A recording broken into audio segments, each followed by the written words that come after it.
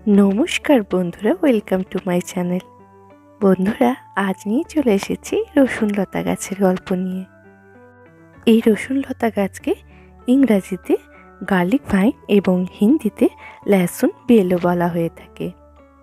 বন্ধুরা, আমার বাগানের এই রসুন লতা গাছটি ঠিক 1.5 বছর আগে বসানো হয়েছিল এবং এবছরই প্রথম শীতে ফুল পেয়েছি।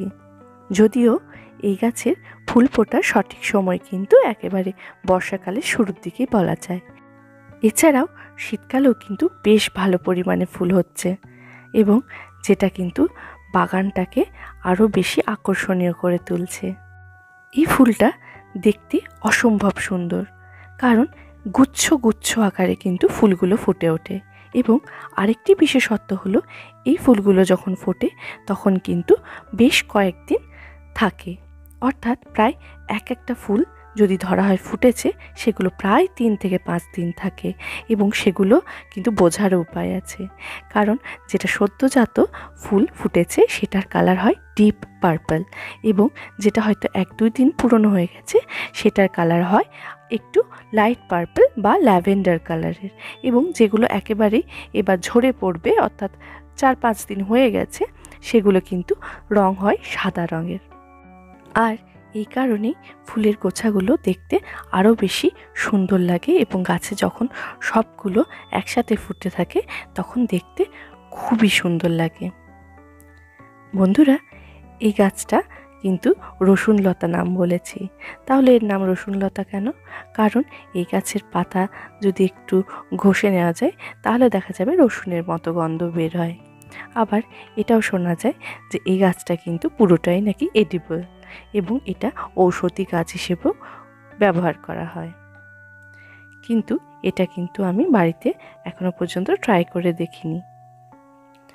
তাহলে বন্ধুরা, এবার চলে আসি এই গাছটার প্রকৃতি নিয়ে, অর্থাৎ এই গাছটি ঠিক কোথায় লাগালে ভালো হয়। এই গাছটি আমি মাটিতে লাগিয়েছি, কিন্তু ইচ্ছা করলে ছাদ বাগানে বা যে কোনো টব বা অন্যান্য কোনো কন্টেনারে আপনারা লাগাতেই পারেন, কারণ এই গাছটা কিন্তু অনায়াসেই হয়ে যায়। এই গাছটা লতানো প্রকৃতির এবং এই গাছটা বাড়তেও কিন্তু খুব একটা বেশি সময় লাগে না। এই গাছের কাটিং জোগাড় করে নিতে পারলে খুব দ্রুত এই গাছটি বর্ষাকালে যদি লাগানো যায় তাহলে বৃদ্ধি হয়। এছাড়া বীজ থেকেও এই গাছের প্রপাগেশন করা যেতে পারে এবং এর ফার্টিলাইজার বলতে কিন্তু সেরকম কিছুই লাগে না। বছরে একবার যদি গোবর সার প্রয়োগ করা যায় মাটির মধ্যে তাহলে সেটাই এর জন্য যথেষ্ট।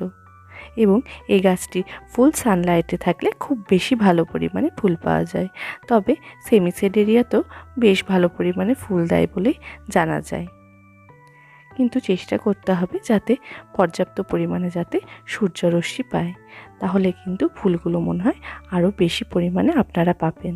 আর হ্যাঁ বন্ধুরা, এই গাছটি বাড়িতে লাগালে কিন্তু ব্যাঙ, সাপ ইত্যাদির উপদ্রব অনেকটা কমে যায় এবং এই গাছে কিন্তু সেরকম কোনো রোগ প্রকার আক্রমণ হয় না। তাহলে বন্ধুরা, আর দেরি কিসের?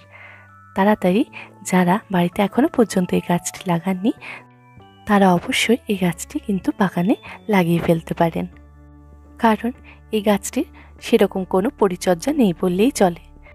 তাই অতিরিক্ত কোনো পরিচর্যা ছাড়াই এরকম সুন্দর গাছ আপনি বাগানে পেয়ে যেতে পারেন। বন্ধুরা, ভিডিওটি ভালো লাগলে লাইক করবেন, শেয়ার করবেন এবং চ্যানেলটিকে সাবস্ক্রাইব করে আমার পাশে থাকবেন। ধন্যবাদ।